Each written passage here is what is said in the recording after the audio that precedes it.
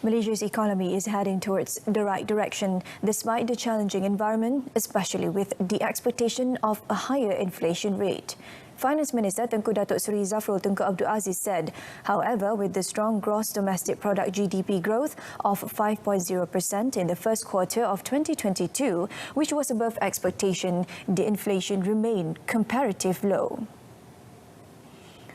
According to Tengku Datuk Seri Zafrul, the subsidies of petrol, foods and goods and essential items, which was increased, have the inflation remained quite low for Malaysia. Speaking during an interview on CNBC today, he said the government now needs to focus on targeted subsidies for the vulnerable groups. The interview was held in conjunction with his attendance at the World Economic Forum WEF Annual Meeting 2022 in Davos, Switzerland from 22nd until 26 May. The minister also noted that Malaysia's unemployment rate, which peaked at 5.3% in May 2020, decreased to 4.1% last month. Tengku Datuk Seri Zafrul said Malaysia faced various challenges within the region, including geopolitics that have affected the supply chain, as well as the lockdowns to curb COVID-19 imposed by China, Malaysia's biggest trading partner. However, he said the government will continue its fiscal expansion policy with the extra revenue received as net exporter of commodities to cushion the impact on the vulnerable groups.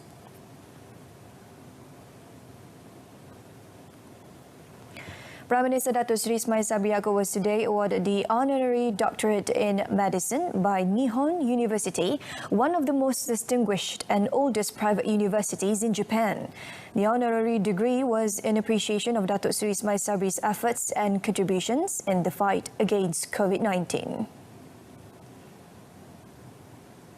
The Prime Minister received the honorary doctorate from Nihon University President Dr. Naoto Kato at the university in Itabashi, one of the cities in the metropolis of Tokyo, during his 6-day official working visit to Japan.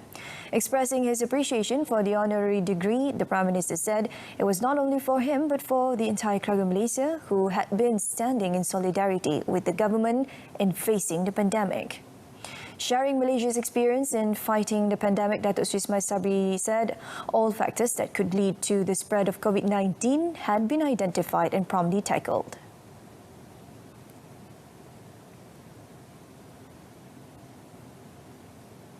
Inilah hasil strategi kesihatan yang berkesan dan pelaksanaan kawalan pergerakan serta sokongan penuh daripada rakyat.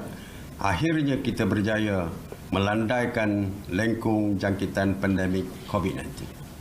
Malaysia juga diiktiraf sebagai negara terbaik untuk menangani pandemik ini oleh beberapa agensi seperti Bloomberg dan Nikkei. Meanwhile, Kato, in his citation, acknowledged that Datuk Seri Ismail Sabri had played a central role in response to the COVID-19 pandemic and had given top priority to people's life and health.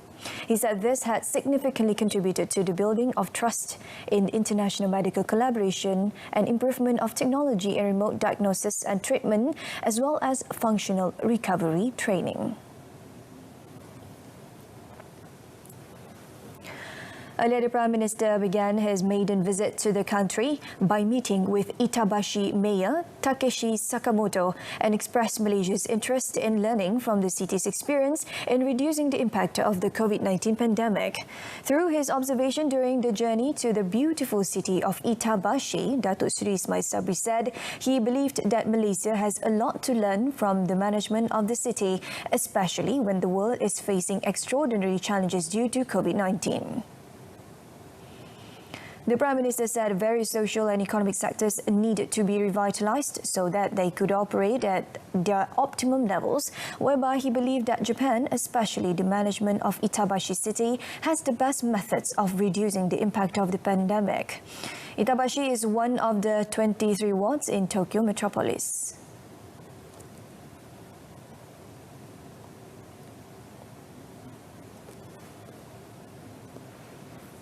Malaysia sememangnya mengagumi Jepun kerana pencapaiannya yang tinggi dalam bidang sains dan teknologi serta kejayaannya dalam pengurusan kebajikan rakyat dan kerjasama di peringkat antarabangsa. Saya berpandangan kedua-dua buah negara boleh bergandeng bahu bersama-sama untuk mempromosikan SDG di peringkat serantau dan antarabangsa. The Premier said this at a ceremony to celebrate his inaugural visit to Japan at Itabashi City Hall, Tokyo. The Prime Minister also witnessed a signing ceremony of Sustainable Development Goals program between Kuala Lumpur Mayor Datuk Seri Mahathir Cik Ngah and Sakamoto. The number of foot, hand and mouth disease HFMD cases in the country had increased at a worrying rate of 20-fold, with 47,209 cases reported as of 21st May compared to the corresponding period last year. Health Director General Tan Sri Dr. Nur Hisham Abdullah said 15,548 cases were recorded nationwide in the 20th epidemiology week ending 21st May.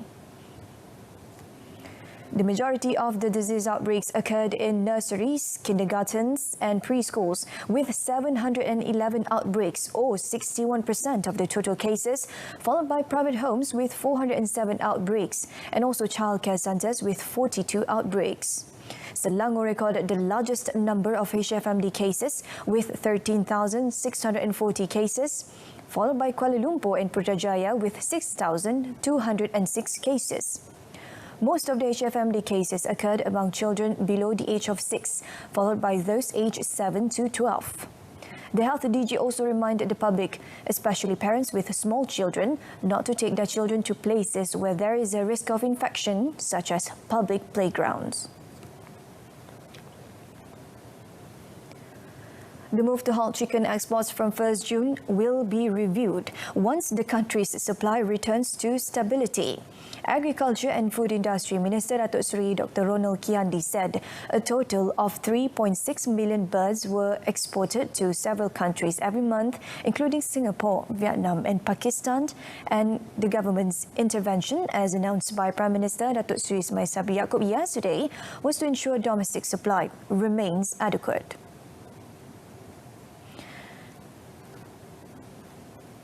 Datuk Seri Rona explained that the country is currently facing a shortage of chicken due to several factors as informed by the industry, including disease and weight that did not meet standards to be marketed. He said the government had intervened earlier to address the increase in chicken prices by providing subsidies of 60 cents per kilogram to farmers in February and March. The government then added another 80 cents in April and May, making the total subsidy at RM1.40 per kilogram.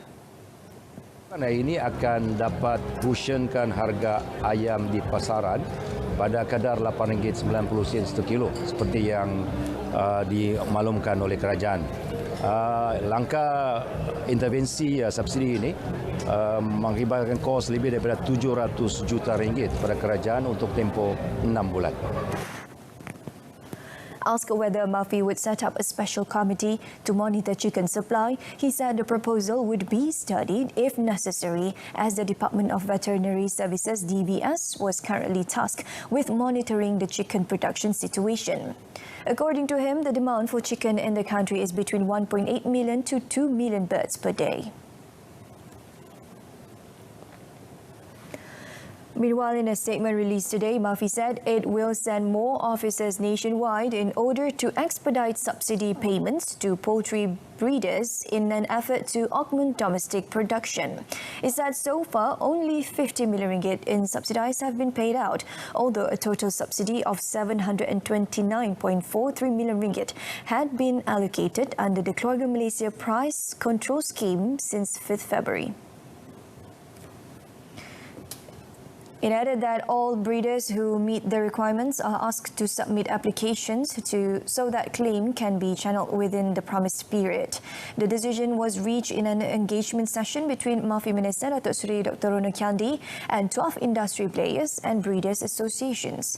Mafi said to further boost the activities of food producers, the Veterinary Services Department will also continue to simplify and speed up the subsidy claim process for poultry breeders.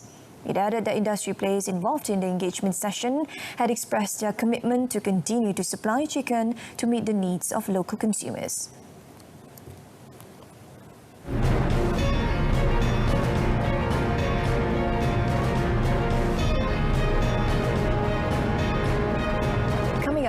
Thailand allows stranded Malaysian vehicles to be brought home without charges.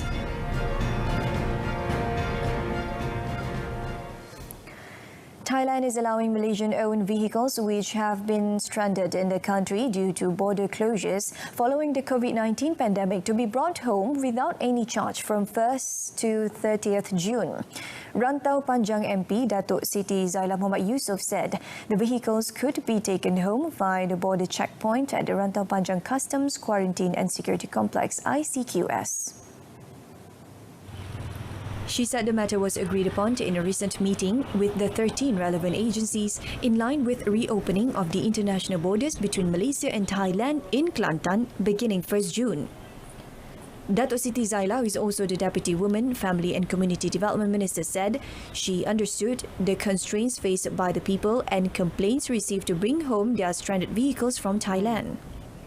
Jadi peluang ini diberi hanya 1 bulan. Jadi saya harapkan terutama pada rakyat Malaysia kita yang mungkin masa PKP baru ni tak dapat bawa pulang kenderaan ataupun tersadar di sana, tolong boleh ambil tindakan untuk mengambil kenderaan mereka untuk bawa ke Malaysia dan boleh ambil tanpa cas. Kalau dalam keadaan biasa dia cas satu hari RM100.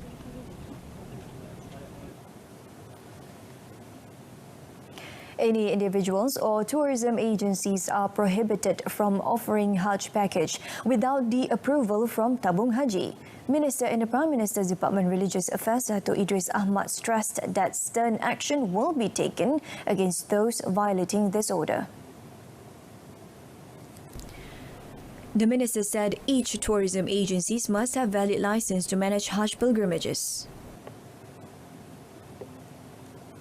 Sebenarnya sebelum daripada kita mengisytiharkan oleh kerajaan Saudi memberi kota kita sebenar pun sudah ada beredar yang saya dapat tengok ada satu pakej yang telah pun keluar dan telah diberi amaran oleh pihak tabung haji dan juga oleh pihak kedutaan kerana mereka buat iklan tanpa apa-apa pengetahuan ataupun tidak ada dari segi sudut keputusan pun berapa bilangan kota. Dan kalau ada pada hari ini pun kita memberi amaran secara bertulis dan syarikat ini akan kita untuk merit lah dalam program-program yang lain. In a related development, Malaysia Airlines Berhad MAB has signed a 3-year agreement with Lembaga Tabung Haji TH to provide Hajj charter flights for Malaysian pilgrims. In a joint statement today, they said a charter flight service would be managed by Umrah and Hajj flight provider Amal by Malaysia Airlines Amal. MAB Group Chief Executive Officer Captain Izham Ismail said 50% of Malaysian pilgrims would be flown directly by Amal in stages from the KL International Airport KLIA to the King Abdul Aziz International Airport in Jeddah and the Prince Mohammed bin Abdul Aziz International Airport in Madinah. He said Amal would use the A330-300 aircraft with a capacity of 284 seats to ensure a comfortable and the best service to the pilgrims. According to the statement, 14,306 Malaysians would perform their pilgrimage this year, with the first flight scheduled for June 4th. Meanwhile, TH Group Managing Director and Chief Executive Officer Datuk Seri Amrin Awaluddin said MAB was chosen because Amal has an excellent record in handling Hajj charter flights. He said TH was the only government body providing various facilities comprehensively and systematically for the comfort and welfare of Malaysian pilgrims. The agreement was signed by TH Hajj Executive Director Datuk Seri Said Saleh Abdul Rahman and Amal Chief Operating Officer Muhammad Najmi Mansur in the presence of Amrin and Captain Izham at the MAB Academy in Kelana Jaya. A 78-year-old former diplomat and his son have been arrested following a discovery of 102 ganja trees growing in their house compound in Kampung Sumsum Jandabai, Pahang. The former diplomat was detained during a raid at 6:10 p.m. on Saturday, while his 53-year-old son was detained in Shah Alam, Selangor yesterday. Pahang Police Chief Datuk Ramli Muhammad Yusof said during the raid, the police discovered several rows of ganja trees planted around the residence, dried ganja leaves and 2 bottles with liquid inside believed to be ganja oil. The 102 confiscated ganja trees have estimated value of 61,200 ringgit, with each plant worth about 600 ringgit. Hasil ujian saringan awal ke atas sampel urin suspek utama yang di dalam rumah itu, dalam rumah tu, didapati negatif dadah, negatif. Suspek yang berusia 78 tahun tadi. Walau bagaimanapun, berdasarkan siasatan awal polis, suspek atau kita kenali sebagai B1 lah dalam kes ini, mendedahkan menggunakan cecair disyaki minyak ganja dengan mencampurkan beberapa titik ke dalam minumannya sejak 3 tahun yang lalu. The suspect also admitted to planting the trees in 2015 on a 2 hectares piece of land and had sourced the seeds of plant from various sources in Kuala Lumpur.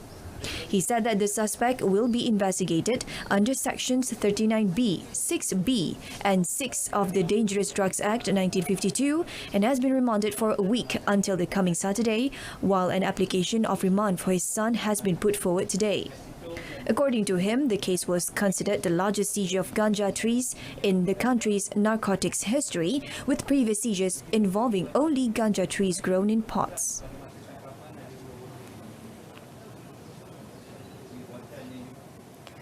The Malaysian Anti-Corruption Commission, MACC, has opened a total of 379 investigation papers and arrested 425 individuals as of April this year. MACC Chief Commissioner Tan Sri Azam Baki said in the first quarter of this year alone, the Commission had seized 12.58 million ringgit worth of assets and a total of 59 million ringgit in forfeitures.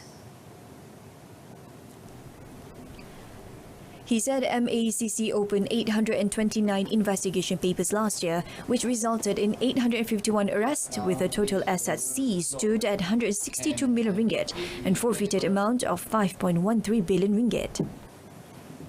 Total assets seized in year 2021 stood at RM 162 million, which forfeited amount was 5.13 billion. First quarter of 2022 already registered RM 12.58 million in seized assets and RM 59 million in forfeitures. The MACC also over the years has to find various ways to fight corruption which has experienced enhanced complexity in both typologies and modus operandi. The MACC chief said this in his keynote address at the 3rd Malaysian Anti-Corruption Forum in Putrajaya today. In his speech, Tan Sri Azam also urged private companies and corporations, either local or foreign, to take advantage of the tax deduction for organising corporate social responsibility (CSR) programs related to corruption prevention and education.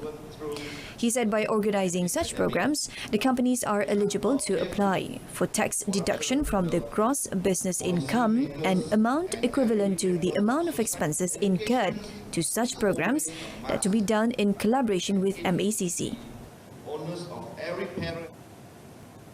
All right, that's it from us this evening. In our top story, Malaysia's inflation remains comparatively low. Join us for updates at noon at 12:30 tomorrow. I'm Shuhaida Arifin. Thank you for watching.